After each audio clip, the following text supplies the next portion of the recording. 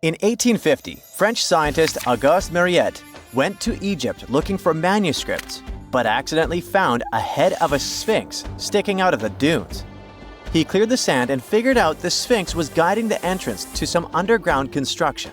Several months later, he finally entered the Serapeum of Sakara. Inside, he found an enormous granite sarcophagi with remnants of 64 bulls. Scientists are still amazed by the tech that the ancient Egyptians used to transport those enormous boxes. The Serapeum was built around the year 3000 before the Common Era. It was an underground tomb built to honor the sacred Apis bulls of ancient Egypt. It had a long hallway, almost 500 feet long, with giant stone rooms on both sides. Some of the sarcophagi weighed as much as 50 average cars, and all of them were made with super precision, with exact 90-degree angles. These sarcophagi were beautifully decorated with hieroglyphs and carvings that told stories about the lives and importance of the Apis bulls. Now, there are 24 sarcophagi left. In ancient Egypt, Apis bulls were very special animals connected to the deity Ptah. They thought the bulls carried Ptah's spirit and wisdom, helped the pharaoh, and protected the Egyptians. Priests looked for special markings on young bulls to find Apis bulls. It could be a white triangle on its forehead, which symbolized divine light, a shape on its back like a vulture's wing, and a scarab shape under its tongue, which stood for rebirth. If a bull had these signs, they believed it was chosen by Ptah and treated it like royalty. The chosen bulls lived in a special temple in Memphis, the city where they worshipped Ptah. They received the best care and offerings from visitors who wanted their blessings. When an Apis bull passed away, it was treated with great honor and mummified. When Mariette entered the Serapeum, he noticed traces of rollers on the gallery's floor and found 2 wooden horizontal winches. Each had 8 levers. Later, other explorers saw double rails. The burial chambers were lower than the hallway floor. To get the boxes into place, workers filled the chambers with sand so the sarcophagi could be rolled in straight. Then they slowly removed the sand to gently lower the boxes into perfectly cut spaces in the bedrock. A carved stone sign found in the Serapeum said it took 28 days to move just one sarcophagus and its lid into its spot during the time of Ptolemy II. The extreme precision of the sarcophagi with 90-degree angles also has an explanation. Ancient Egyptians wrote texts, or rather, papyrus, on geometry a long time ago. It shows that they knew the approximate number pi and could calculate the volume of a pyramid with its top cut off. If they could figure out complicated math like that back then, it makes sense that they could also carve perfectly flat surfaces 500 years later. All this sounds pretty legit, but some people think certain things don't add up here. The size of boxes is way larger than the size of bulls, yet they buried pharaohs in tiny coffins that barely fit their bodies. The sarcophagi are made out of granite with crazy precision, and they could have just used limestone, which would have made things way easier. The transportation of the boxes seems pretty simple, but only in theory. If one person could pull about 440 pounds, then at least 250 people would be needed to pull just one box. The tunnels in the Serapeum are really narrow, only about 2 feet wider than the boxes themselves. There's no way hundreds of people could have squeezed into those tight spaces to pull the boxes. And even if they did, how would they turn the box in the cramped corridor, lower it into its niche, and place it perfectly in the middle? Somehow, they did this 24 times, and every box is centered perfectly. Plus, the chambers were dusty, and there were no signs of soot from lamps. This means they must have worked in almost complete darkness. The real use of the boxes could also be different. A long time ago, even before the Egyptian pharaohs ruled, the local people already knew how to use fermentation. It happens when tiny organisms called yeast eat certain ingredients like starch and turn them into gas and ethanol. So someone in ancient Egypt probably put food like barley, bread, and even meat inside a giant stone box, then closed it tight with a heavy lid. These stone boxes, carved from granite, were so precisely made that they were almost completely sealed. so nothing could escape from it. As the yeast inside the box started working, it created more and more CO2 gas. It built up pressure inside the box. The granite boxes were incredibly strong. They could handle more pressure than a car tire can hold. When granite was squeezed under such pressure, its crystals produced a tiny electric charge. This effect was possible because granite contains quartz, a material that reacts to pressure this way. The process also needed meat or animal parts, possibly to help the yeast grow better. Meat contains something called oleic acid, which yeast needs to keep growing and to survive the bad effects of the ethanol it produces. As the pressure inside the box kept growing, the combination of gases and electricity made these boxes not just ancient fridges, but powerful energy systems. Over time, the pressure inside got so strong that it could push the lid open and the gas would escape with a pop. But when people rediscovered the Serapeum in 1850, they found old drawings that showed piles of stones stacked on top of some of the box lids. So, someone long ago probably tried to make the lids even heavier by adding extra weight to make it harder for the gas pressure to push them open. This extra weight also meant the quartz crystals in the granite could keep creating more electricity under all that pressure. If someone opened one of these stone boxes thousands of years later, they would only find bones from bulls that were placed in the box. And that's exactly what Mariette discovered in the 1850s. They opened the Serapeum for visitors soon after the first excavations in the second half of the 19th century. Prince of Wales even had a luncheon with his guests in one of the sarcophagi. Sands and earthquakes made the site inaccessible for a while, but now you can visit it again and try to solve the mystery yourself. With new tech, we could have answers to many other historical mysteries soon. A team of scientists at Chicago's Field Museum of Natural History recently used a special CT scanner to learn more about ancient Egyptian mummies without unwrapping them. They gently rolled 26 mummies on custom carts out to the parking lot, where the scanner was waiting. It took thousands of detailed X-ray pictures of each mummy and their coffins. When all the pictures were put together, they created 3D images that showed what was inside, the skeletons, and some artifacts. The scientists hope these images will help them understand ancient Egyptian burial practices from over 3,000 years ago. Even though the scanning process only took 4 days, it might take 3 years to study all the data. But scientists were able to learn some personal details about the mummies. One of the most popular mummified individuals at the museum, Lady Chenetta, was a woman who lived in ancient Egypt about 3,000 years ago. It looks like she passed away in her late 30s or early 40s. To make sure her body looked complete for the afterlife, embalmers put stuffing in her neck to keep it from collapsing. They also placed artificial eyes in her sockets, so she would have eyes in the next world. She was wrapped in fancy linen and placed in a beautifully decorated coffin. The scans revealed that it had been carefully crafted with a slit at the back, which embalmers used to fit the body. There were also some artistic details on the surface, like markings for her knees. It looks like her burial was on the scale of a high-end luxury car. Whenever you hear about ancient ruins, you almost never picture them being suspended somewhere, or just randomly hanging on the branch of a tree, right? In fact, for most of the ancient artifacts we have exposed in museums all over the world, archaeologists did quite an impressive amount of digging. You see, buildings have this funny way of fading away over time if not properly taken care of. Sometimes we need to reuse some building materials, so an older construction may be sacrificed in the process. Other times, houses are abandoned, and once they are exposed to the elements on the surface, like rain or sunlight, they don't really stand a chance.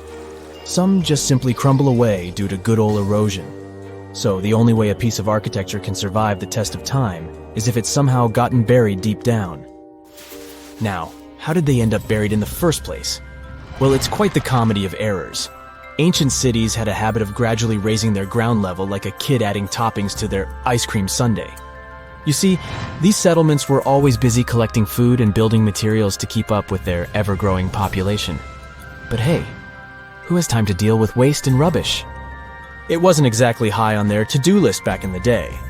So when it came to building new houses, Ancient civilizations found it much easier to save their sweat and tears by piling up the rubble and constructing right on top. But that's not all. Rivers would also occasionally flood and deposit a layer of sediment on the city floors, further encapsulating those ancient constructions. And in those dry regions like the desert, where the wind likes to show off its sand and dust dance moves, you can bet it was a constant struggle to keep the establishments clean. One hilarious example is the Sphinx, which had its head buried in sand until a group of archaeologists unearthed it in 1817. Some ancient towns eventually got covered up because they were completely abandoned. With less human activity to control their expansion, plant seeds couldn't resist the opportunity and sprouted all over the place. They gobbled up carbon dioxide from the air and grew, adding more and more bulk to the ground. Those cheeky roots even decided to stabilize the soil made from decaying plant matter, creating layers upon layers of earthy goodness. It's like the ultimate DIY project Mother Nature embarked on, with plants as her loyal helpers. The act of digging into the secrets of ancient civilizations is not just about unearthing a lost world. It's also an epic quest to reveal the hidden treasures beneath layers of history. But how do archaeologists know where to dig in the first place? If everything is covered in layers upon layers of sediments, debris, and plant roots, they must have some sort of system they rely on before embarking on a new project, right? For starters, they're not always the ones suggesting an archaeological dig in a certain location. Let me explain. Let's say you're a contractor and you want to build a new fancy apartment complex in your city. Some local legislations have certain requirements before your project can start, though. For instance, before anyone starts building on a piece of land, they might need to bring in specialists to check the soil. These clever folks can be archaeologists, geologists, or paleontologists, and they need to keep an eye on things during development. If any artifacts or ecofacts, fancy word for organic remnants, are discovered, these experts swoop in to excavate and study them. But what about sites that have nothing to do with bulldozers and yellow hats? Archaeologists have more than one trick up their sleeves when it comes to locating ancient hotspots. They dive deep into historic records with a healthy dose of detective work. By sniffing out old documents and maps, they can piece together the puzzle of human activity in a specific area. If a site has been visited before, it's even better. Finding records of past excavations or historical accounts can give archaeologists lots of information on where to continue their treasure hunt. Before archaeologists start swinging their shovels, they engage in a bit of a visual scan mission. Armed with a grid system, they'll stroll around the site, keeping their eyes peeled for any artifacts that might be hiding just beneath the Earth's upper layer. From groundstone tools to historic glass and even ancient garbage dumps, yes, they're also valuable. These keen-eyed explorers can spot signs of human activity faster than most people. If they stumble upon midden soil, fancy term for a garbage dump, they know for sure that humans once called this place home. Archaeologists don't just rely on their trusty shovels, though. They have an arsenal of gadgets to aid in their search for hidden wonders. Geophysical tools are like their secret weapons. Take the resistivity meter, for example. This clever contraption measures the electrical component of the soil and any buried features or artifacts. A buried wall, for instance, will create a different resistivity reading than the surrounding soil. Magnetometers and ground-penetrating radar work in similar ways, showcasing potential hints of ancient treasures in the soil. And who could forget our trusty old friend, the GPS? It helps archaeologists map out precise locations, like a high-tech treasure map, leading them straight to their pot of gold. Care to virtually visit some of the most important archaeological sites in the world? Well, follow me. In the United Kingdom, for instance, you'll find this interesting place called Stonehenge. It's one of many henges scattered around, but this one really takes the cake. Picture this: massive ancient stones standing tall and proud, arranged in a funky outer ring and an inner horseshoe, with some smaller stones thrown in for good measure. And guess what? These amazing stones have been around for over 5,000 years. Talk about a serious case of rock-solid longevity. Now, here's where it gets interesting. According to local folklore, the legendary wizard Merlin whipped out his magic wand and poof! He teleported these massive stones all the way from Ireland. Apparently, some giants had assembled them there, but Merlin decided they would look much better at their new location. Others think it's just the ruined remains of an old Roman spiritual edifice. These amazing structures were built by our Bronze Age ancestors. With their simple tools and limited tech, they managed to create this monumental masterpiece. Impressive, right? Unfortunately, there's still so much we don't know about this area. Stonehenge's initial purpose remains a mystery to this day. Sure, there are lots of theories, but scientists have yet to agree on the subject. However, we do know that it's perfectly aligned to catch the sunrise during the summer and winter solstices. The ancient city of Pompeii is an equally amazing archaeological site. Picture this. Mount Vesuvius, a notorious troublemaker, decided to throw a volcanic tantrum and completely covered this ancient Roman city. It turned it into a time capsule, located outside present-day Naples in Italy. Fast forward to the year 1748, when a bunch of adventurous explorers stumbled upon Pompeii. Lo and behold, they discovered a treasure trove of well-preserved goodies: streets, houses, food. Probably a bit stale by then. Blingy jewelry, fancy sculptures, colorful frescoes, everyday household items, and even animal and human remains. It was like an epic archaeological party. From the looks of it, Pompeii had it all. Fancy houses and villas, a massive 20,000-seat arena, cute little artisan shops, hangouts like taverns. And let's not forget the saucy spots like those luxurious bathhouses for some intense pampering. There's also the Sanctuary of Apollo, where people used to gather for their daily dose of worship. And of course, the bustling heart of the city, the Forum of Pompeii, where all the cool people used to hang out. And guess what?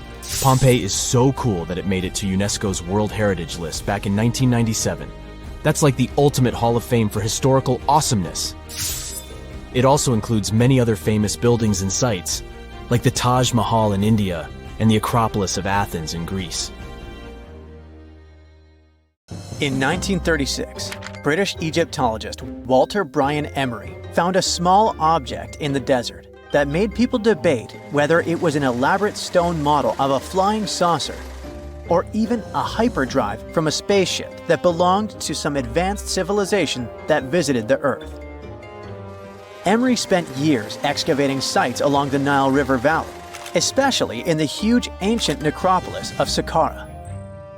He found countless treasures from ancient Egypt, and the most bizarre one was definitely from the tomb of a high official, Sabu.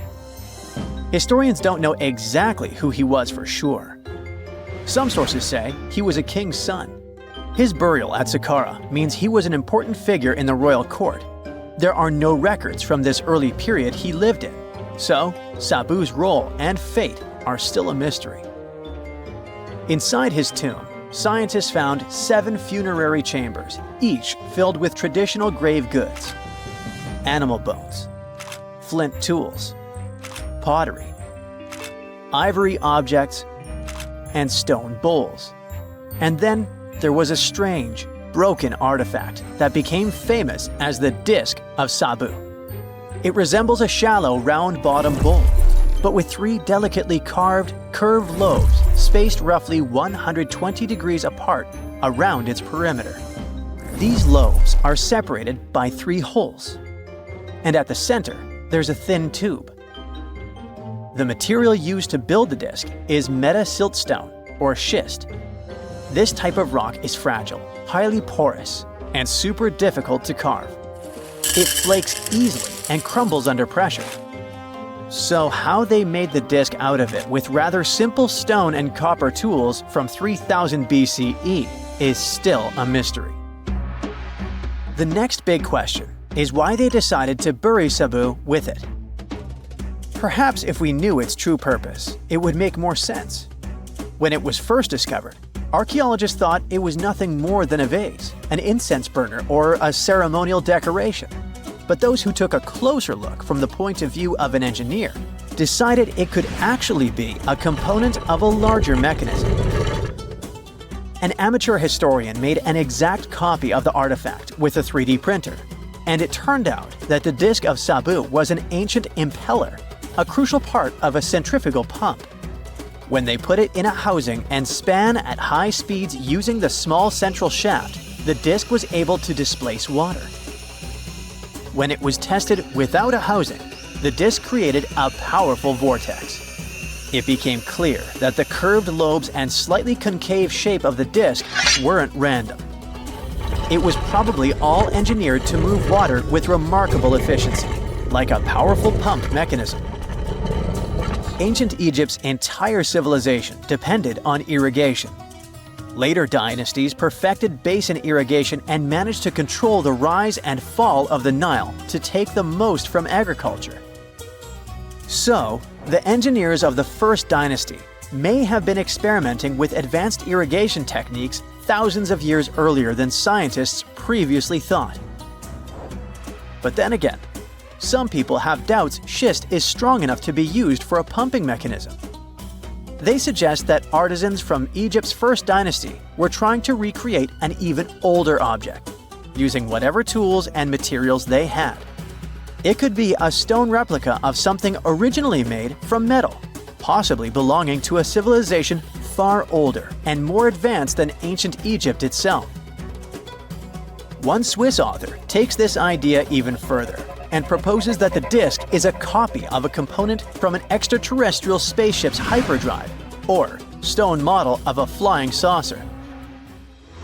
One French researcher believes the disc of Sabu was part of a secret massive factory system to manufacture sodium carbonate inside pyramids. Some people suggest that the disc may have been a primitive tool for weaving ropes.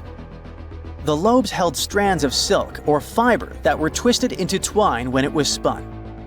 Or it may have been a gigantic lamp. Another historical mystery is a map from 1513 that is believed to be the oldest surviving detailed map showing the Americas. The author of the map is a Turkish captain, Piri Reis. He never crossed the ocean himself and put together this map from 20 regional maps.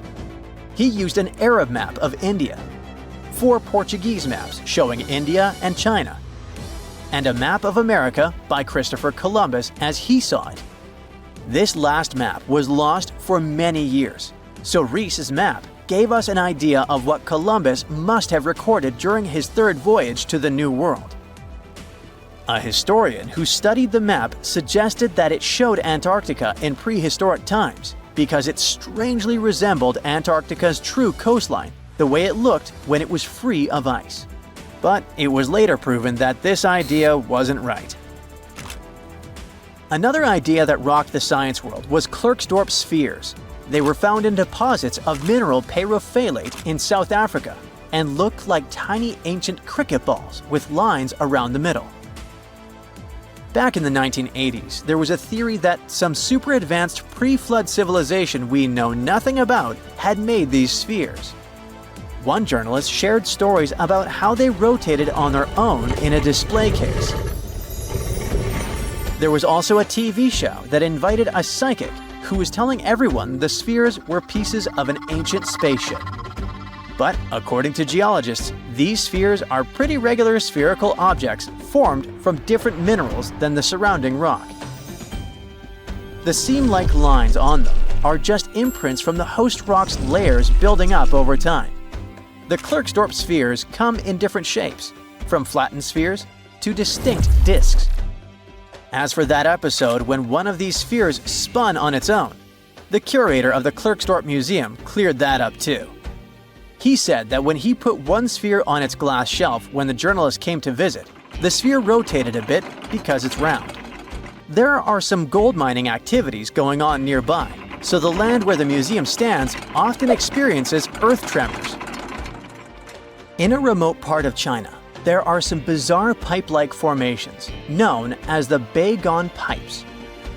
A local explorer found them back in 1996 protruding from Mount Baigong and along the shores of Tosan Lake nearby. Some people thought they were the work of ancient guests from other planets. When scientists tested samples of the pipe material, they found out that they contained mostly common minerals, but there was a mysterious 8% of unknown stuff. Some extra tests showed that these pipes had been there before humans. Chinese geologists later visited the site and suggested that these pipes were formed naturally over time. It was probably fossilized tree roots from the area's super green past. It's still a real mystery with no clear-cut answer. While digging a trench along a river in Romania, workers found a wedge, which is now famous as the aluminum wedge of Aiud, or the object of Aiud. Right next to it, there were some mastodon bones. Those distant relatives of elephants lived 11,000 years ago. So some people concluded the wedge is of the same age. The cool part is that it's made of aluminum, but this metal wasn't discovered until the 1800s. This material requires serious heat to produce. The wedge is said to be covered in a thick layer of oxide that's been sitting there for hundreds of years.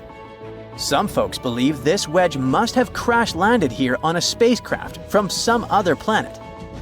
Some scientists think it's all a hoax, and others suppose it might be a human-made object with an unknown purpose. A gruesome discovery took place in Egypt some years ago. You want to hear about it? 16 human hands, carefully buried in 4 eerie pits. They didn't look too much like human hands at first, since they were abnormally large, but they were. Weirdly, there were only right hands. No left hands were in sight. It turned out that it points to the practice of an ancient dark ritual. Old Egyptian art and tales talked of a ceremony where warriors would present the right hand of their adversaries as proof of victory and ask for gold in return. Egyptians believed in the afterlife, so cutting off someone's hand meant you cut off their power eternally. Guaranteeing this type of defeat was interesting to the winning party. Here, the fight was between Egyptians versus Hyksos, who lived in what was once known as Canaan. Egypt has always been the center of some history-changing findings, and some time ago, this papyrus was found. If we stretched it open, it would be just a tad bigger than the height of a skyscraper. The world's tiniest skyscraper, which is located in Wichita Falls, Texas. When humans didn't write on their notes app, they wrote on this thing, made from the medulla of a papyrus plant.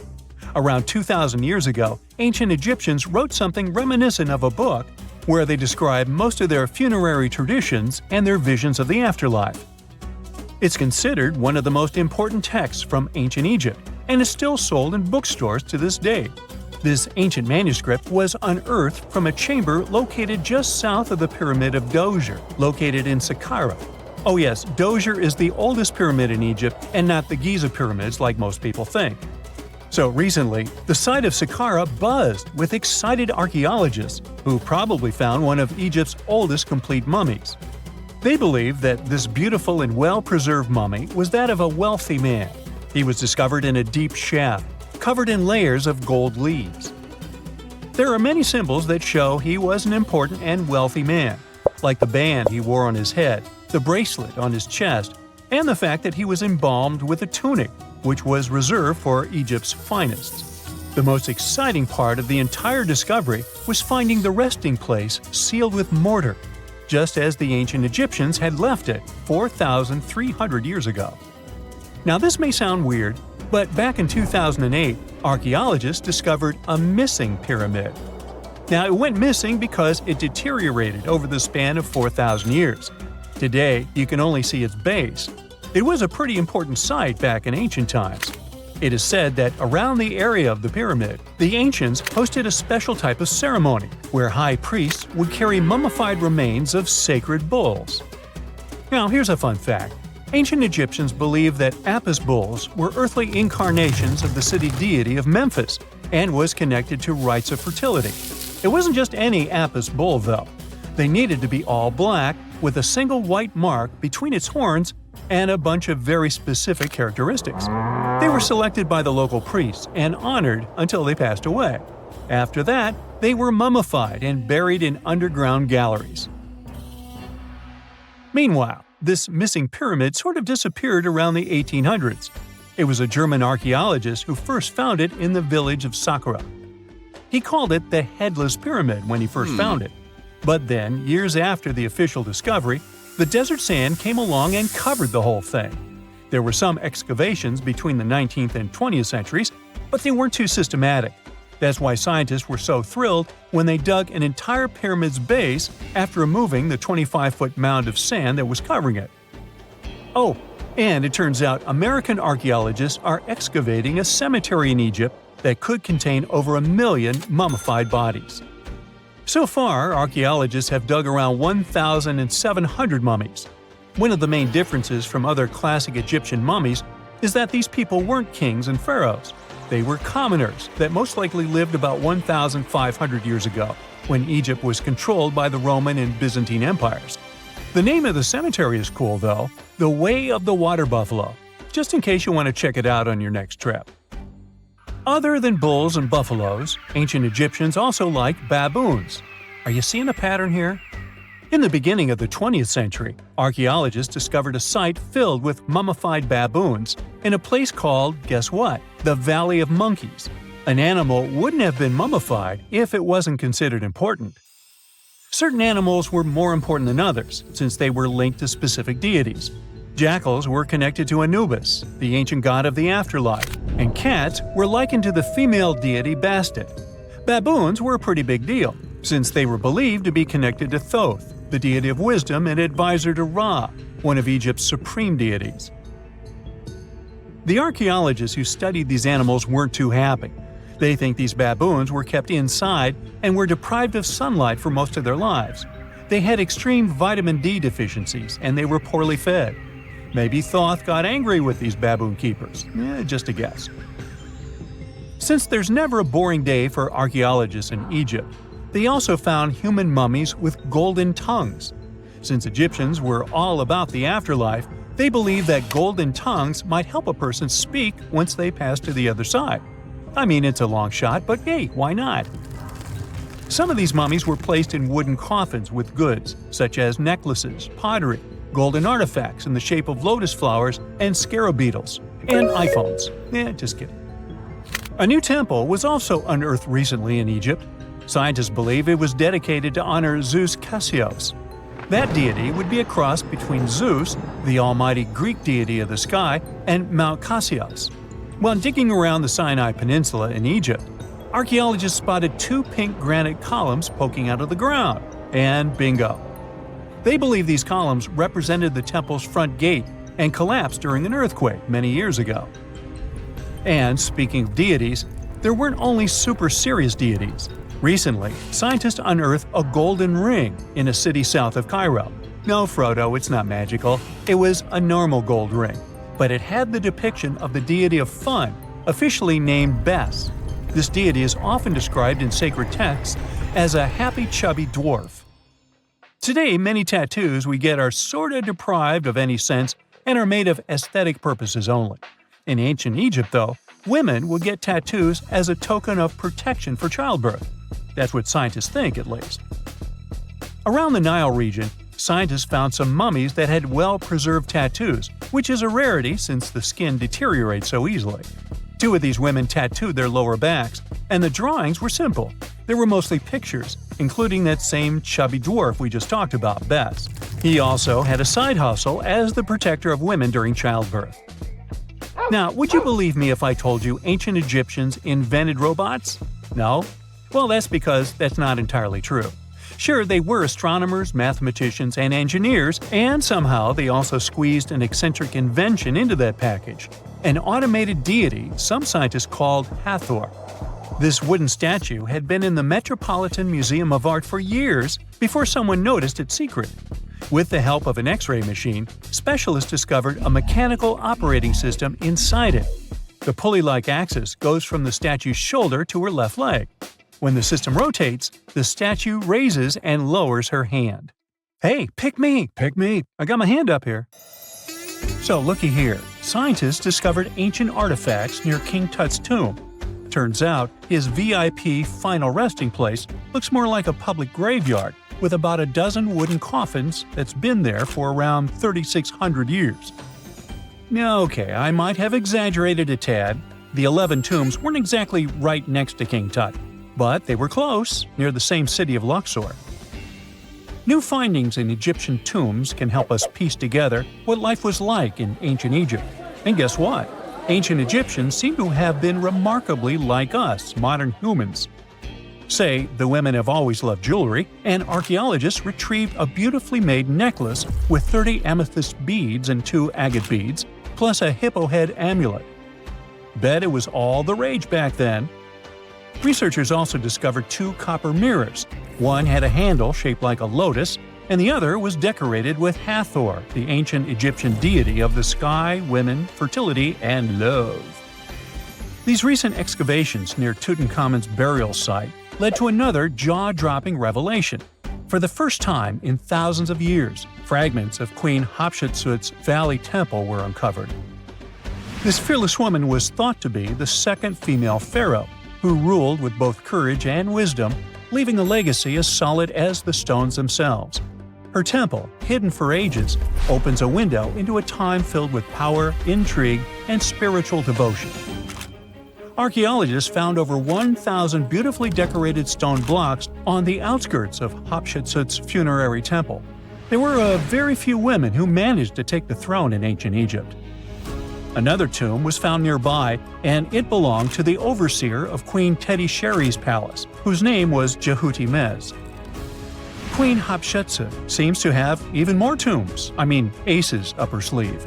These tombs were carved into the rock instead of being built as pyramids, showing a unique ancient perspective on how to protect the soul in the afterlife. Experts managed to retrieve some cool ancient pieces from the site. Toys made of clay, mummy masks, winged scarabs, and some amulets. Sadly, there surely used to be way more artifacts, but over the last centuries, there have been people other than archaeologists to stumble upon this site.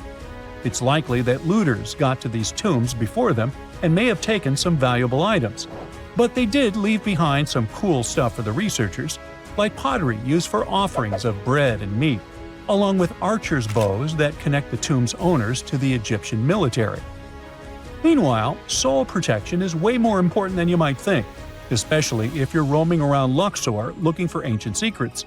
You aren't scared of King Tut's curse, are you? Let me tell you what happened to those who weren't scared, but promise me to take it with a dash of salt, okay?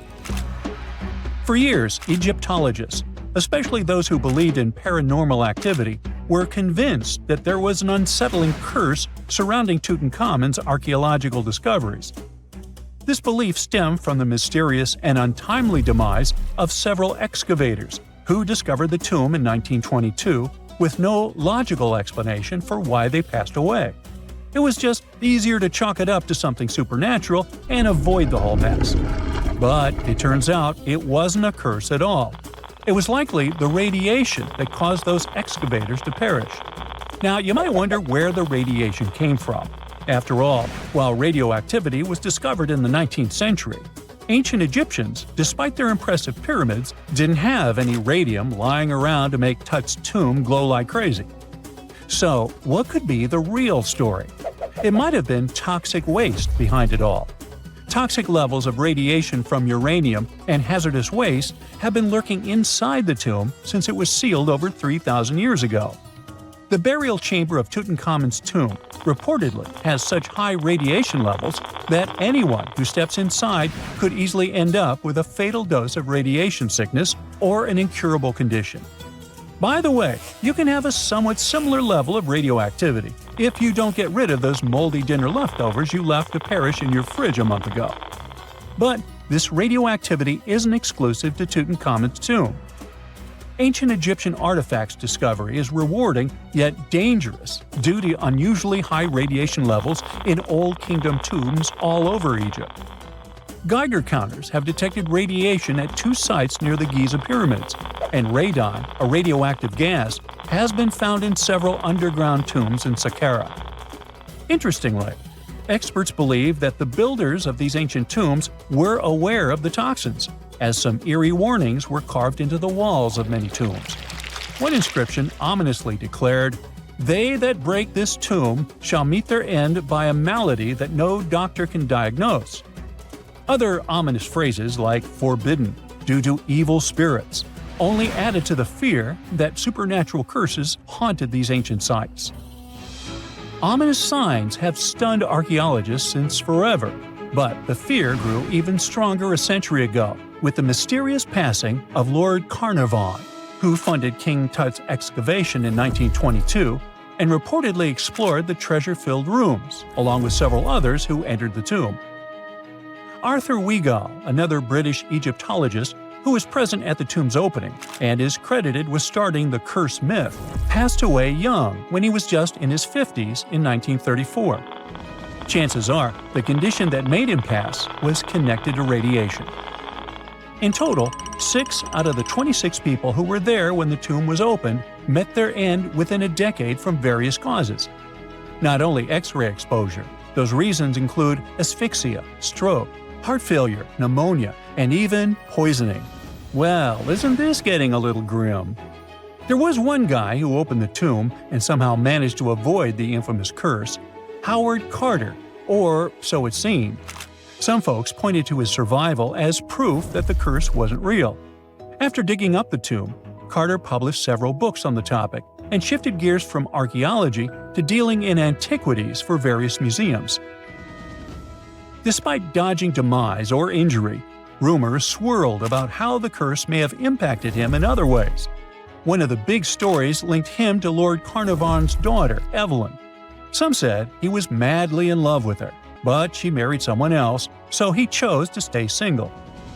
Others claimed they had an affair while she was in Egypt, which ended when her father passed away and she left the country for good. However, there wasn't much evidence to support these stories. Evelyn was just 6 when they met, and they remained friends until his last breath. She was even one of the few attendees at his funeral, but denied any romantic involvement, saying they weren't that close. A year after the revolutionary discovery near King Tut's tomb, Evelyn married politician Sir Brograve Beauchamp and had a daughter. That same year, Beauchamp toured the tomb with his parents, guided by Carter himself. Carter never married and, aside from those posthumous rumors about Evelyn, had no other romantic connections.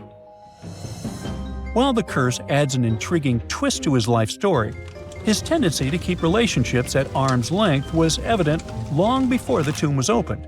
It seemed Carter just wasn't a people person. In 1939, after battling a serious illness, he ultimately succumbed to fate. He was 64, which was a pretty common life expectancy in the UK back then, so no one really thought it was off and linked it to an ancient curse. When he passed, it turned out he had several artifacts from Tutankhamun's tomb in his London apartment, which were eventually sent back to Egypt, marking what some viewed as the curse's end. Who knows? Maybe if he hadn't had all those ancient souvenirs at his place, he would have lived way longer. But all the other demises might seem off. The curse theory was likely fueled by some strange events during the excavation. Carnarvon got a mosquito bite that became severely infected, and around the time they opened the tomb, Cairo experienced a bizarre power outage and a freak sandstorm. Back in England, the Earl's dog, Susie, managed to escape from Carnarvon's house and began barking frantically at seemingly nothing. At least that's what the staff and family saw. Strangely enough, at the very moment her owner's heart stopped, Susie started howling and fell down without showing any signs of life. Maybe radiation didn't play a crucial role after all, and those were indeed ancient artifacts from King Tut's tomb that made them all perish. Spooky, huh? It's 1898, and you're taking part in excavations in Sakara. This place, not far away from Cairo, is full of ancient tombs and pyramids. You're in your Indiana Jones mood and hope to find something really phenomenal to become famous. Gold, manuscripts, treasure maps, mummies of famous pharaohs. Wait, a wooden bird? You're really disappointed as it looks like a regular toy. An old one, but still. Little do you know that years later, someone would propose that your bird was actually an ancient monoplane. So the artifact, nicknamed the Sakara Bird, is made of a sycamore tree. The birdie has a wingspan of just 7 inches and weighs around 40 grams. A perfect original souvenir from Egypt, I would say. It's over 2,000 years old and looks pretty plain, without any carvings of feathers or other intricate ornaments. It has a beak and eyes though, which makes our find look like a hawk, the emblem of the deity Horus. Its tail is rather unusual as it's squared, looks weirdly upright, and it seems like the sunken part of it was the place for a now missing piece. Humans love solving a good mystery, so there have been several attempts to explain the use of the birdie.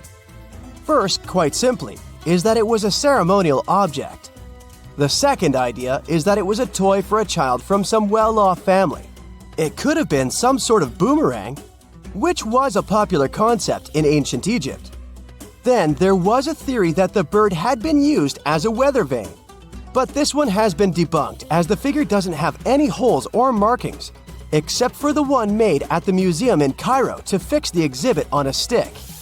So there was no way to hang it in the past.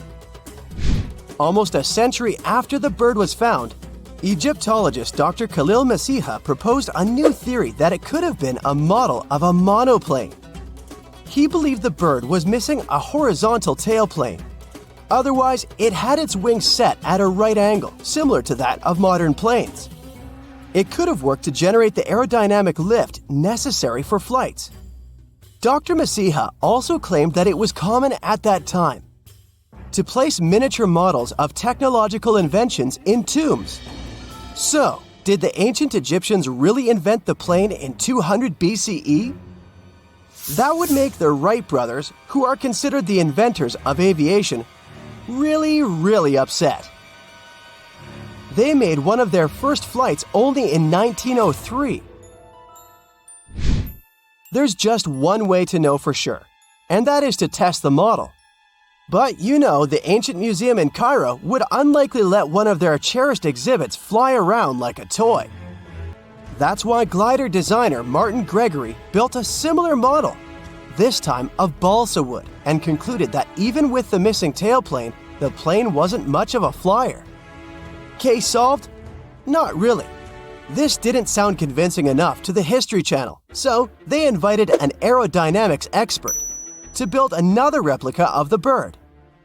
He tested it in weather conditions similar to those in Egypt and was impressed with the little plane's abilities. So, if they did invent the prototype of a plane back in the times of pharaohs, it would be a good example of an oupart. That's an out-of-place artifact, an object that's way ahead of its time in terms of technology or history. And the Sakara Bird isn't the only example of such a revolutionary concept. In 1901, a group of divers retrieved the Antikythera mechanism from an underwater shipwreck near the Greek island of Antikythera. It's been dubbed the world's first analog computer, and it's currently dated around 100 BCE. The bronze mechanism could tell the position of the sun, moon, planets, and stars, as well as the lunar phase, the dates of upcoming solar eclipses, and even the speed at which the moon moves through the sky. No one's sure who used it and how or where it was made. But it's obvious that it's extremely precise and way too advanced for its time. The first flushing toilets in the world were invented in the middle of the 20th century. Just kidding. The ancient Minoans on the Mediterranean island of Crete and the Indus Valley civilization both came up with this brilliant invention at the same time, around 4,000 years ago. The plumbing and sanitation were so well done that no one managed to design anything better until 2,000 years later. One ancient Minoan lavatory was discovered at the Palace of Knossos. It looks like it had a wooden seat set over a tunnel that directed water from a rooftop reservoir to an underground sewer. Other varieties got water from jugs. Only the super rich people could afford all this glory.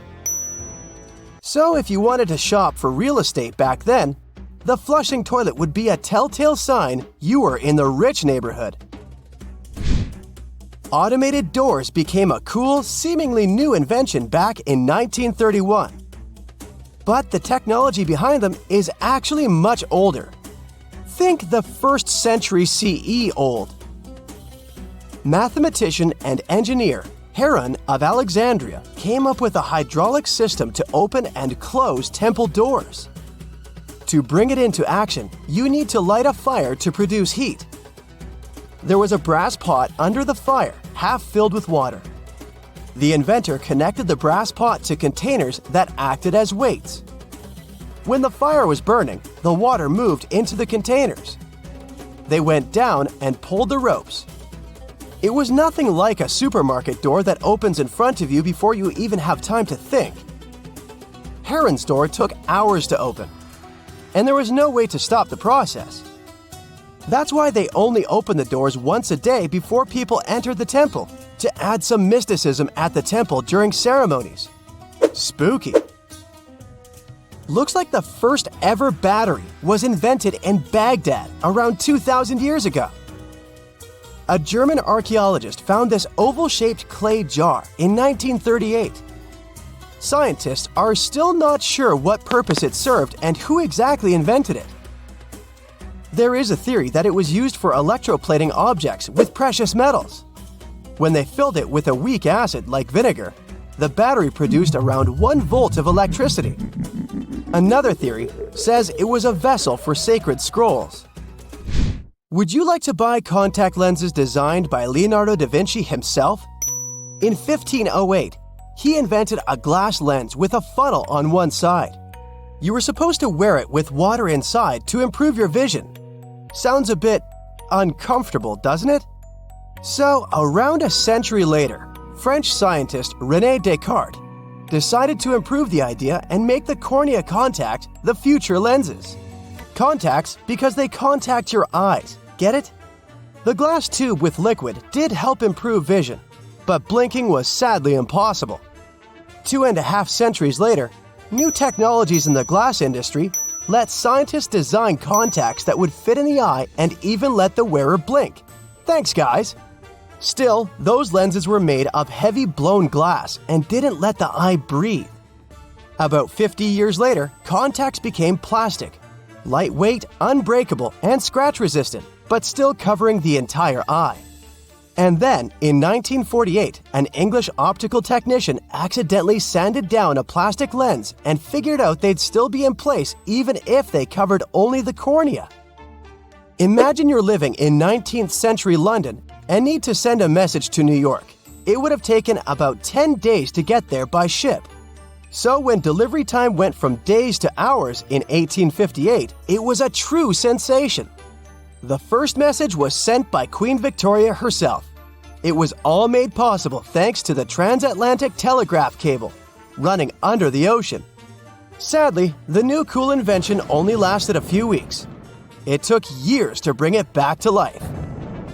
Welcome to Rapa Nui, better known as Easter Island. It's a tiny speck in the vast Pacific Ocean, 2,200 miles away from the coast of Chile. This island is most famous for its eerie moai statues. This place is also home to one of the most mysterious writing systems in the world, called Ronga Ronga. We found it on 27 small wooden tablets. For years, historians have been arguing about the true history of these tablets, and now we might have found the truth. Humans first set foot on this island in the 12th century. For many years, it was home to the Rapa Nui people. They were pretty isolated out there in the Pacific Ocean until Europeans arrived in the 1720s. Europeans brought with them lots of troubles, leaving only a small fraction of the native population alive. Later in the 19th century, a missionary, Eugene Iro, went to the island and discovered the wooden tablets with intricate symbols carved on them. He wrote how marvelous they are, but there are hundreds of them on the island, and that they can be found in every household. But unfortunately, not all of them survive to this day. We've only got 27 of them.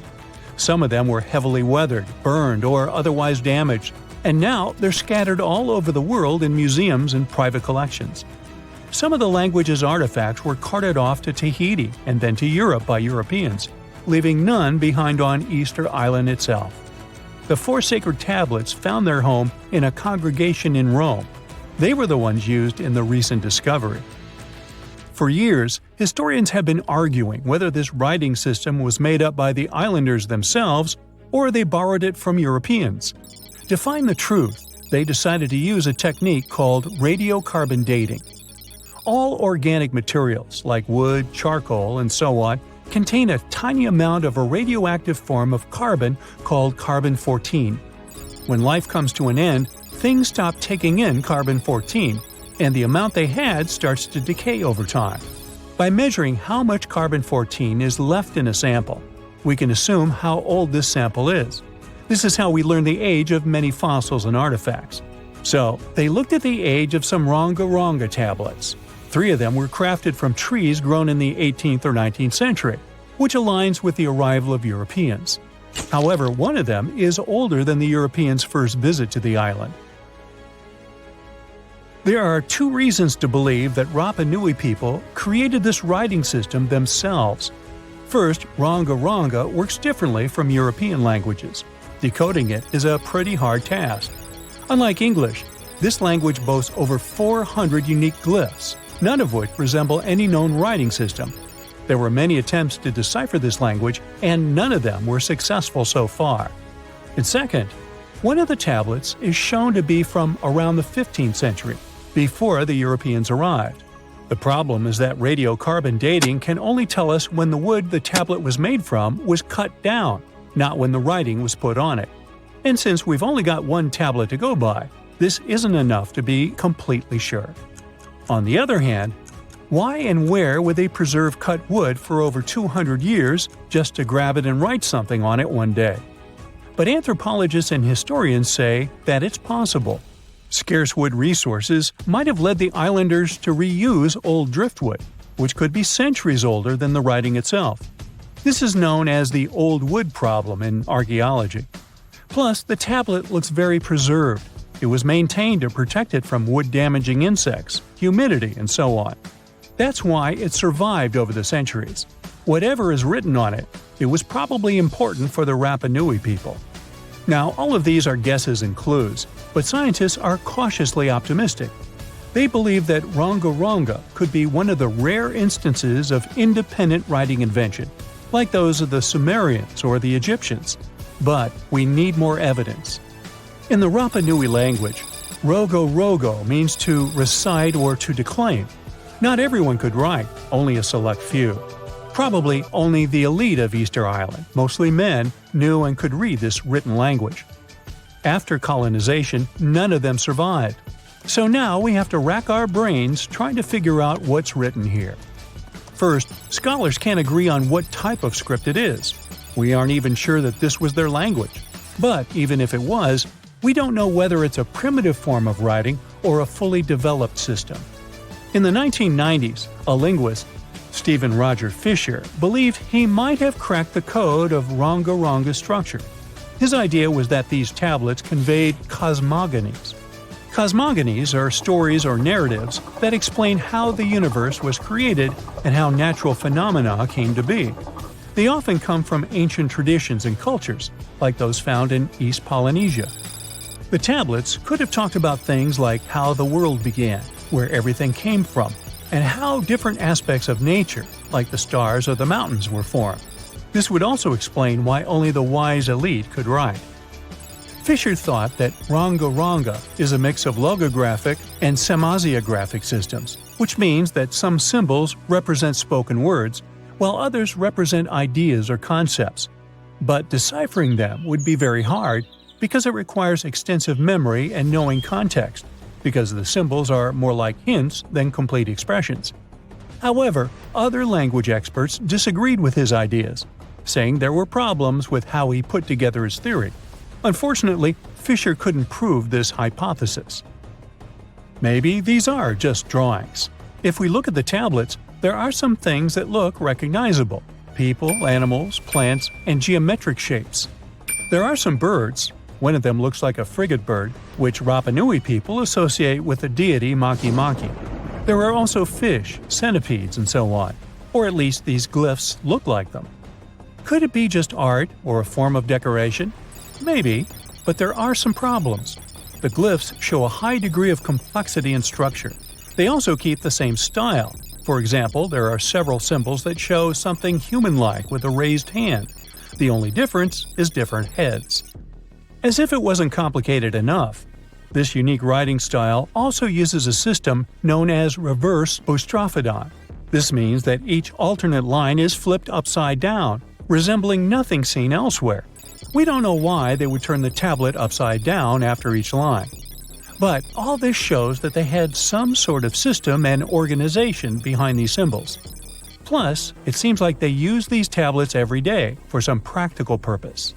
But there's some hope for the future. New technology, like AI and other computer programs, might help us understand lost languages. We already started creating algorithms that could help us solve other mysteries, like the Voynich manuscript. Academics even organized the Vesuvius Challenge, a machine learning competition that, in 2023, cracked the riddle of the ancient Herculaneum scrolls. The scrolls were buried under volcanic mud after the catastrophic eruption of Mount Vesuvius in 79 AD. In real life, the scrolls are very fragile, so deciphering them would be a very hard task. But with digital scanning and machine learning, it's much easier. They have a rich history. They most likely belong to the personal library of an Epicurean philosopher named Philodemus. These scrolls contain very important insights into Greek philosophy and Latin literature. If we decipher more of them, we'll learn more about the rich history of the Roman Empire. Hello, Brightsiders! Do you know what's hidden inside President Lincoln's head or at the Grand Station Terminal in New York? Today, I will reveal secrets about America's best-known landmarks you have never heard of. At the towering granite faces of Mount Rushmore, there's a hidden chamber inside President Lincoln's head, built initially to hold essential documents from U.S. history. The original plan was to create a much larger carving of several vital moments in American history. Unfortunately, it was far too complicated to be completed, and a Hall of Records was chosen instead. The construction stopped for many years with the room left unfinished. However, the project was revived in late 90s and they completed the chamber. The hidden room tells the US's story to future generations, a time capsule of American history. Sadly, tourists can't access the secret room as it's too difficult to reach. Anyone running through the Grand Central Terminal to get to their train on time knows that you work up quite a sweat. Some hidden Manhattanites are also working up a sweat somewhere else at the station.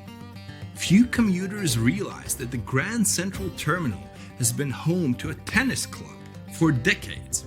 It mainly serves local sports fans and corporate groups, so most people don't even know it exists. Vanderbilt Tennis Club is located on the station's upper levels and includes a full gymnasium, one full-sized indoor hard court, and even a junior court. While it might seem strange to join, the Tennis and Fitness Club is quite popular among the locals. Most of the Supreme Court building is what you'd expect. Courtrooms, offices, and other generally dull workspaces. But that's until you get to the 5th floor. The building has a hidden basketball court, nicknamed the highest court in the land. This court is frequented by many of the building's workers. The room was initially designed as a storage space, but some people started turning it into a makeshift court to practice their tennis game. The trend took off, and eventually it turned into a basketball court we know today. One of the most fascinating things about Niagara Falls is how naturally falling water is used to generate energy. The falls had slowed to a trickle or even stopped because of freezing and ice on several occasions. But a little known secret of the falls is that they can be turned off. And in 1969, the US Army Corps of Engineers did just that. To generate hydroelectric power, engineers developed ways to control the water's flow and fall to get the most out of it. All this water causes lots of erosion, so a facelift was planned. Unfortunately, the plan ended up being a bit of a failure. Meanwhile, this lady is no failure. She's an icon, a symbol of hope, and one of the most recognizable figures in the world. And she wears size 879 shoes. The Statue of Liberty is one of the most recognizable structures in the USA and in the world. In 1886, the monument wasn't just symbolic. For 16 years, the statue functioned as a fully operational lighthouse. Tourists at the US landmark can head to her crown for a stunning city view, but there used to be a room in the torch that could be accessed. Unfortunately, the ladder to the torch room was damaged by a shockwave from a nearby explosion, making the room inaccessible from 1916 until today. And it hasn't welcomed any visitors since. When the Brooklyn Bridge was first under construction, the engineers faced two significant problems. Well, the city didn't have enough money to pay for the whole project, that's a first, and local wineries were refusing to relocate out of the path of the construction. The engineer managed to find a great solution to both problems. They helped finance the bridge by building wine cellars and renting them out to local businesses that needed the extra storage. That's a pretty genius approach to financing a bridge, actually. Today, the city of New York has taken ownership of the cellars and stripped the caverns of their original functionality. Now, they are primarily unused and full of maintenance equipment. Disneyland has fast become one of the most famous landmarks in America. Hardcore fans might think they know all of the park's secrets, but some might even surprise regular parkgoers. Hidden behind an unmarked door in Disneyland's New Orleans Square, you can find a posh, expensive restaurant called Club 33. If dining here is on your to-do list for your next vacation, you better start saving your money right now. The price to enter is a little expensive, costing around $25,000 to join, plus an annual fee of $12,000. If you feel wrong about never being a part of Club 33, maybe this will cheer you up. The waiting list can be up to 14 years long, and even Walt Disney himself never got to see it. The Golden Gate Bridge was once the world's longest suspension bridge. This eye-catching 1.7-mile-long feat of engineering was completed in 1937. While many people know that the bridge is constantly being repainted, did you know that the paint color, which looks red, is called International Orange? Interestingly, the color was just a primer, but it turned out to be quite visible through the thick fog. The bridge's original color plan was suggested to be black with yellow stripes to maximize its visibility for passing ships. That's quite an ugly combination, I think. Most people who visit the Lincoln Memorial are in awe of the size and view of the reflecting pool. Some even spend all of their energy trying to find the famous typo carved into the walls. In the line, "With high hope for the future," the sculptor mistakenly spelled the future with an E instead of an F. Yet they tried filing it in, but the typo is still visible. Visiting the Gateway Arc to look at the city of St. Louis is like looking back in time. Most visitors don't know that the Arc also provides a glimpse back to its construction. Built to withstand earthquakes and high winds, the Arc can move and bend as much as 18 inches in high winds. The Arc is the tallest national monument in the United States, standing at 630 feet. Few people realize that it's 630 feet wide as well. That's impressive. The most peculiar thing about this spectacular construction isn't just its story, but that it also contains the stories of over 600,000 people from St. Louis. Hidden underneath the deluxe Walford Astoria Hotel is a secluded platform called Track 61, part of the Grand Central Terminal. A railway car believed to be designed for President Franklin D. Roosevelt was left in the station for decades before being removed.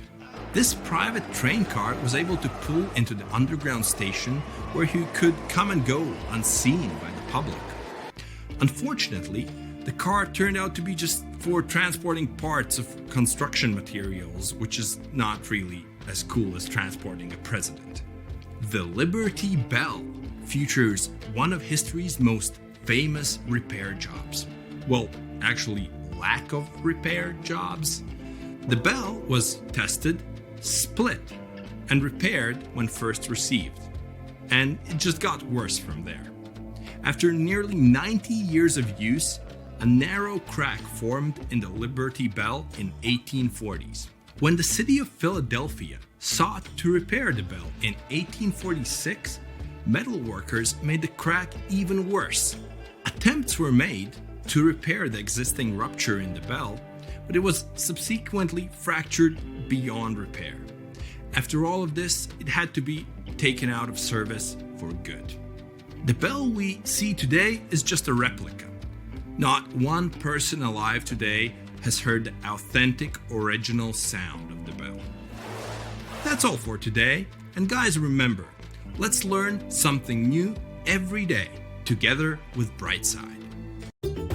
You plan to spend your summer vacation in Africa. The final destination is the Sahara Desert. It's located in northern Africa, stretching from the Atlantic Ocean to the Red Sea. You're excited to ride camels and learn about the region's rich cultures. You hop on an extensively long flight, and finally, you are here. You find yourself in the world's biggest hot desert. Can you believe it's 3 million square miles? You're ready for your first adventure after drinking liters of ice-cold water. The guide gives you a choice. You can spend 2 weeks visiting a collection of oases, or you can help them solve an ongoing local mystery. Deep into the desert, near this Algerian town, lies a mystery begging to be solved. A collection of huge, spotted circles in the sand. There are dozens of them, stretching for miles in a straight line. The circles were first identified via Google Earth images several years ago. People have debated them for years, but no one seems to know the answer. The strange thing is that they are so many miles away from any towns, roads, or human activity. The quickest way to discover the truth behind the circles is asking questions. You grab your notebook and set out to talk to locals. Everyone is helpful in this scenario: geographers, anthropologists, elders, and historians. The first person you talk to is a map expert. You need to understand if those circles were authentic or a satellite glitch. You end up interviewing the people who take Google Earth satellite pictures. The circles are really there. They appear in multiple pictures from many years.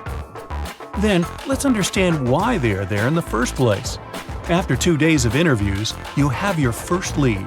The circles could be the result of oil activity. Experts explained why this would make sense.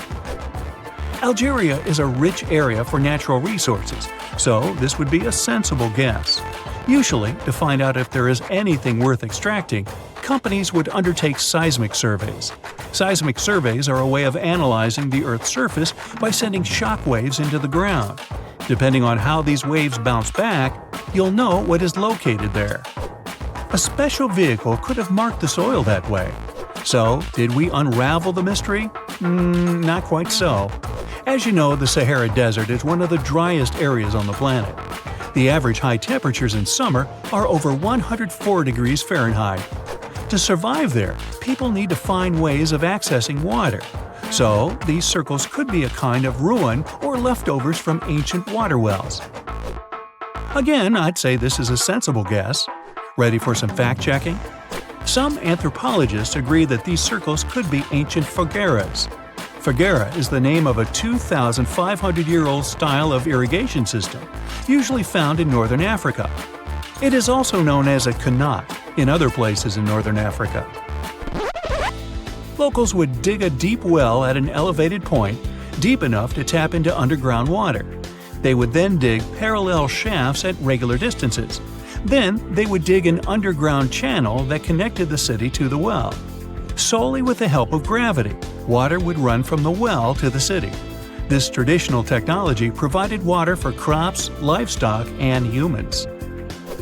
Now, let's say these wells made human-made oases possible. Even the closest municipality name was an indication that this could be true. The name Fogueret Essaouira is actually named after Fogueres, these ancient wells. Now, this lead was proving to be very accurate. You decide to travel over there to see for yourself. You take a local bus, sit back, and enjoy the ride. The landscape in northern Algeria is filled with ancient-looking towns. You even see ruins of wells along the way, on the outskirts of smaller cities. Opening Google satellite images, you can see the Qanat's markings on the ground, a series of holes running down several miles.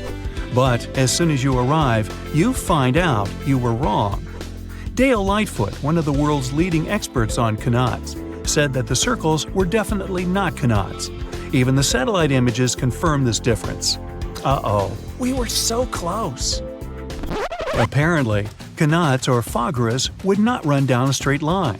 They wouldn't be shaped like circles. Another clue that this wasn't the case was that there were no towns at the end. The circles were really far away from any human activity, and Qanats were explicitly built to provide water for human settlements. Well, it sure was a good try. You almost gave up on this mystery when you decided to take one more field trip. It was days of preparation, pick up cars, food, equipment, all so that the mystery of the Sahara Circles could be unraveled. On the first day, you drove over 99 miles into the desert. You were always curious to see what this part of the world looked like. Over there, you see nothing but mustard yellow dunes. The night sky is pretty decent though. You can see the entire Milky Way with your own eyes. You set up camp and sleep under a canopy of stars. The next day, tension grows. There's no cell reception. Oh dear. But thankfully, you added the coordinates of the circles to your Google map. And surprise, the offline mode works out there. You follow the coordinates, but it leads you astray. You start to get nervous, thinking this was all in vain. But you and the team get into the car and drive a few more miles past the coordinates on your phone. After a very bumpy ride, you can't believe your eyes. There it is, an enormous crater dug on the sand, surrounded by 12 smaller holes.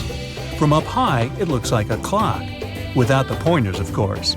On the ground, they're very faint, so faint you almost miss them. Searching the area, you notice all the holes had something similar, metal wires, thin wires that you can pull from the ground. They're buried deep, so you start digging. An object starts to reveal itself. Uh-oh, it looks like old dynamite. This certainly surprises you. Better stop digging to avoid any accidents. At the end of the survey, you feel satisfied, but still curious. What could all this dynamite mean? And who put it there? What comes next is the turning point of your adventure. Walking back to the car, you see something shining on the ground. You approach the item with curiosity. It's round and rusty and looks like a sardine can? What's that doing here? Could this give you more clues about the circle's mystery? Just in case, you pick it up and put it in the car. Back in the city, the puzzle pieces start to reveal the story behind the Sahara Circles. You bring photos and the sardine can and show them to local experts. They analyze your material and give you an intriguing verdict. As it turns out, guess number 1 was the closest one to the truth. So, what happened to the first guess? Why do we need to keep digging deeper? Well, because it was only half right. The Sahara Circles are not a historical footprint of seismic surveying. Back when the circles were made, this technology didn't even exist. But they sure are related to oil exploration. The dynamite-filled holes were an old method for oil searching. The circles are the leftovers of surveyors looking for resources underground. And the sardine cans? Well, they were left by the workers who held explosion works. You gotta eat, right? According to the model of the can, this happened more or less around the 1950s and 1960s. So these circles aren't even that ancient. More like modern ones, if you ask me. Well. Hope you are glad you tagged along and helped unravel this mystery. See you in the next mystery-solving adventure. The most exciting accidental discovery I've made in my life was a $10 bill in my old winter jacket. Some folks are luckier though, as they find underground cities from centuries ago or make inventions that turn them into millionaires. Velcro was invented after a routine walk in the woods. Kellogg's cornflakes were inspired by a chipped tooth, and Play-Doh saved a business empire from falling by chance. Back in 1998, electrical engineer John Williams found something that looked like an electrical plug sticking out of the ground. He started digging and noticed that it was stuck in a small rock. He found it in a rural location in North America, far from civilization, industrial complexes, airports, factories, and electronic plants. This piece of electronics embedded into a solid granite stone got the nickname Enigmalith and a price tag of $500,000. Some scientists are sure it's a big hoax and not a souvenir left by some visitors from space, as Williams claims. But the finder of the rock wanted to prove that it was a real piece of ancient technology, some sort of an electrical connector. If it's not a hoax, then this little find could be proof that humans, or some other civilization from the past, were way more advanced than we ever thought. They must have managed to invent a way to transmit electricity long before humans in the 19th century. He offered scientists to take a look at this find and establish what it really is without breaking the rock open, but there were no takers. Williams consulted an engineer and a geologist, and both confirmed there were no traces of glue on the electronic component. It hasn't been welded either, so it must be as old as the rock, which is around 100,000 years old, according to geological analysis. Dr. John Kellogg had a philosophy of biological living with regular exercise, massage, plenty of water, zero bad habits, caffeine, and no meat. At the end of the 19th century, he looked over a health institute in Michigan. He once whipped up a mix of flour, oats, and cornmeal. He thought that by baking whole grains at high temps, they'd be easier on the stomach and healthier overall. He baked the mix twice and first made cookies, but a patient chipped a tooth on that version. Then he decided to break it into small pieces. It's hard to pinpoint exactly how Kellogg cornflakes came to be, with so many versions of the story floating around. Kellogg's wife, Ella, and his brother Will both claimed they played a role in creating the flakes, along with several other family members and sanitarium staff. The company lore says that it all went down one night in 1898, when some wheat-based cereal dough was left out too long, fermenting in the process. When rolled out thin, the slightly moldy dough turned into these perfect large thin flakes that got all crispy and yummy in the oven. Over the next few years, Will Kellogg kept tweaking the recipe and realized that corn, not wheat, made even crunchier, tastier flakes. His brand, Kellogg's Corn Flakes, has grown into a multi-billion-dollar company. Swiss engineer George de Mestral once went for a walk with his dog and came back with a concept that would later go to space. Once they got back from the woods, de Mestral noticed that his pants and his dog's fur were covered in the tiny barbs of the cocklebur plant. He examined the burrs under the microscope and noticed that they were shaped like tiny hooks that stuck to loops on clothes and fur. He decided to recreate that natural tech to design an extra strong fastener, one with many practical uses.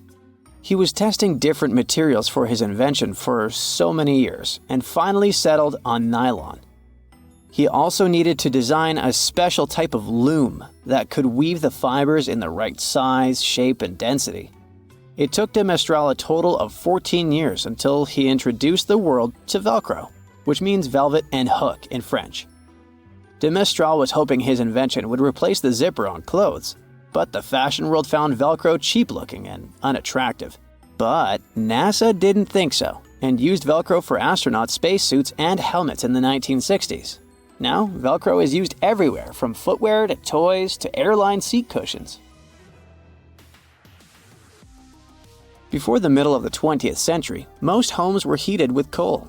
It left soot throughout the house, which was especially visible on wallpapers. Kutal Products was the largest company that sold wallpaper cleaner, but in the 50s, more and more people switched to gas, oil, and electricity, and the sooty buildup problem was mostly solved. The owner of Kutal Products was trying to save his business. Meanwhile, his sister-in-law read that wallpaper cleaner could be used to make holiday decorations. She worked as a nursery school teacher, and modeling clay was pretty hard for her students to handle, so she decided to test this material for molding into different shapes, and it works out just fine. She told her relatives about the discovery and suggested a name for it: Play-Doh. The Kutal company was about to go bankrupt, so it was a great alternative for a new business. Soon enough, Macy's and Marshall Field got interested in the new toy and started selling it. Play-Doh was originally only in one color, white, but soon expanded to red, blue, and yellow. They also made several changes to the original recipe, but the mixture is still mostly the same as when it was used to clean wallpapers. An urban legend says that if you take all the Play-Doh compound ever made and put it through their Fun Factory playset, you'll get a snake that will wrap around the planet 300 times. A man in Turkey was renovating his home when he knocked down a wall in his basement with a sledgehammer. He found a tunnel behind the wall that led to an ancient underground city. The tunnel led to more tunnels and then halls and chambers. It turned out to be a whole underground complex with 18 stories and without a single inhabitant, abandoned a long time ago. It was the city of Derinkuyu, built thousands of years ago, a home for up to 20,000 people.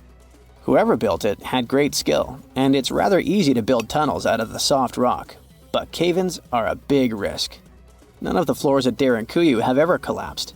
The city had a complex ventilation system with over 15,000 shafts. The upper levels had the best ventilation and were used for living and sleeping quarters. The lower levels were mainly used for storage, but they also had a dungeon. In between, there were room for domestic animals, a school, a convent, and small churches. John Martin, a forestry professor, was out exploring a forest in Wisconsin one night. He was shining a UV flashlight up into the canopy to spot lichens, fungi, plants, and frogs that glow under the UV light. Then, suddenly, he heard a flying squirrel chirping at a bird feeder, pointed the flashlight at it, and saw it light up pink. The professor told his colleagues about it, and they decided to investigate further. They checked out some flying squirrel skins at museums to see if this pink glow is a common thing among them. It turns out that almost all of the flying squirrel specimens they looked at had the same pink fluorescence. Non-flying squirrels didn't glow at all. Other animals with fluorescence, like puffins and chameleons, glow blue under UV light. The only other mammals with fluorescent fur are around 20 species of opossum. They live in different ecosystems and have different diets. The only thing they have in common with flying squirrels is that they're all active at night. And regular squirrels prefer sunlight. There's enough ultraviolet light in low-light conditions, and nocturnal animals need UV vision.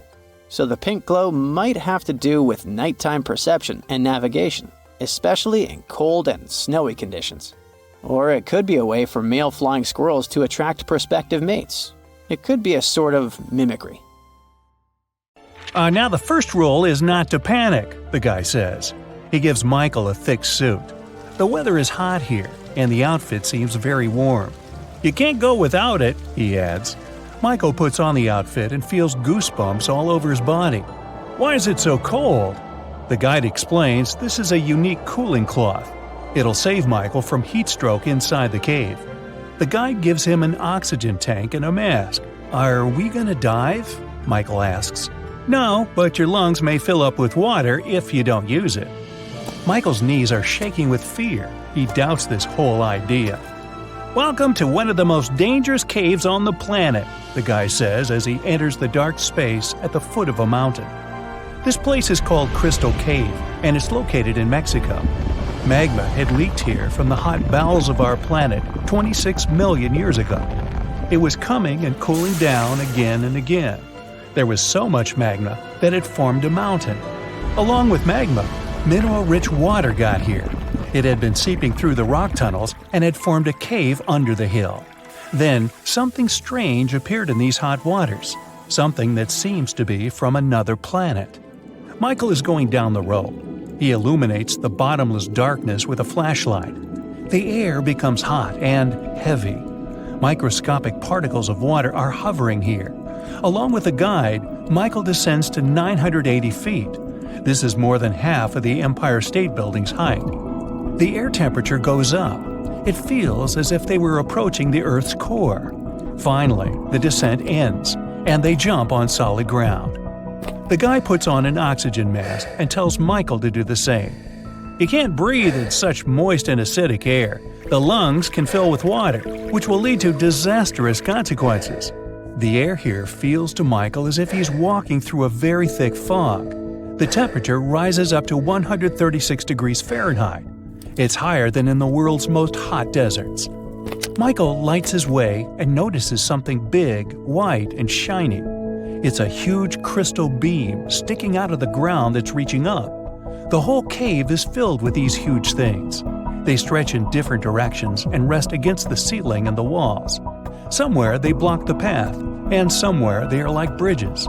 Michael climbs onto one of the crystals and walks on it. The guide explains that each column is made of gypsum. You know this substance as it's used to produce building material, plasterboard. Michael touches the hard surface of one of them. It seems that some ancient civilization could have built it. The guide says that everything inside this cave is natural. For the first time, this place was discovered by 2 miners in the year 2000. Since then, scientists have managed to find out that some crystals are 500,000 years old. You can also find one of the largest natural crystals in the world here. This beam is about 36 feet long and weighs 55 tons. This place is filled with water rich in calcium sulfate. This element is capable of forming minerals. A colorless variety of gypsum prevails here. The water and warm air help form the crystals. Humidity and temperature haven't changed for centuries, so these columns continue to grow even now. This place is fascinating. Michael wants to stay here longer to explore the cave, but unfortunately, it's dangerous. They may get lost or slip on the gypsum rocks. Plus, they're running out of oxygen, so they have to climb back up. They come out of the cave and meet the police. It turns out that it's prohibited for tourists to enter the cave. Even scientists must get special permission to go here. And it's for a good reason, since the cave is one of the most dangerous places on Earth. Michael and the guy pay a fine and leave Mexico. The next stop is Italy. "It's a good thing you've taken a good camera with you," the guide says. "This is one of the most fascinating caves in the world. You need the best equipment to capture this beauty." Michael and the guide are on a small boat. They sail along the coast of the island of Capri, Italy. Luckily, there won't be any danger this time. They are approaching a small rift inside the mountain. This is the entrance to the Blue Grotto. The hole is so tiny that only one boat can pass through it. Michael and the guide get into another dimension. The cave is filled with water. The walls are shining with blue light coming from the lake's depths. Michael takes pictures of the cave and notices that the entrance they got through glows with a bright white light. It's the sun's rays illuminating the cave as they enter it. There's another hole under the water. The sunlight penetrates through it, filling the lake with a blue glow. But it's time to move on. The next cave is in New Zealand. They arrive to the North Island. There's a place deep underground with winding, intricate caves. They appeared here about 30 billion years ago. Michael and the guide approach the entrance to the dark cave. Michael turns on a flashlight. "Take it away," the guy says. "You won't need it inside." They come in. Michael opens his mouth in surprise. The whole cave is filled with glowing lanterns. They are all living creatures, fireflies. They're shining with a blue light. Michael feels like he's on another planet. The entrance to the cave is limited to not harm the fireflies. Scientists use automated equipment to monitor the cave. They watch the temperature and the level of carbon dioxide necessary to maintain the life of glowing beetles. If many people get here, the level of carbon dioxide will increase. The time for a visit is also limited, so they ask Michael and the guide to leave the place. "Now, we're going to see something creepy," the guide says. "Are you ready?" And the next stop is California. The place is called Moaning Caverns. The cave seems quite ordinary from the outside, but the guide looks a little nervous and scared. They attach the rope to the belt and begin the long descent. The bottom is 165 feet deep. It's the height of a 15-story building. It seems not so big compared to the Crystal Cave. As Michael is going lower, it's getting cold and dark. At this point, all sounds from above disappear. They slowly sink into an ominous silence. "What is it?" Michael asks, startled. "I think I've heard someone's voice downstairs." The guide touches his lips with his finger to keep Michael silent. A long, prolonged human moan is coming from the dark cave depths. In the first seconds, Michael freezes. Then he quickly climbs up along the rope. The guide laughs at him. They hear another moan. Michael gets out of the cave and pulls the guide's rope to get him out.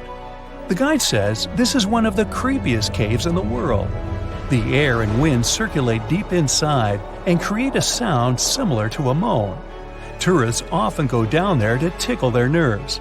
Also, they found about 100 skeletons of ancient people at the bottom of the cave, and no one knows how they got there. Michael doesn't want to go back inside the cave. He asks the guide to tell him how caves form. It turns out that it all starts when the ground absorbs acid rain consisting of water and carbon dioxide. The liquid penetrates through the soil and comes into contact with hard rock surfaces. When water touches limestone or dolomite, it dissolves them and helps to form an empty space. Every year there's more and more space around. The rain continues to fall and accumulate in this open area. Then the water forms a stream or an underground river. After that, the erosion of hard rocks begins. Thousands of years later, there's enough space to fit a human here. Then this space becomes a cave. When erosion combines with stalactites and stalagmites, it forms chambers and impressive columns. By the way, here's the difference between stalactites and stalagmites. Stalactites hang from the ceiling. Stalagmites stick out of the ground. It takes about 1 million years to develop such underground landscapes. So, every time you walk in these places, you come into contact with the ancient past of our planet.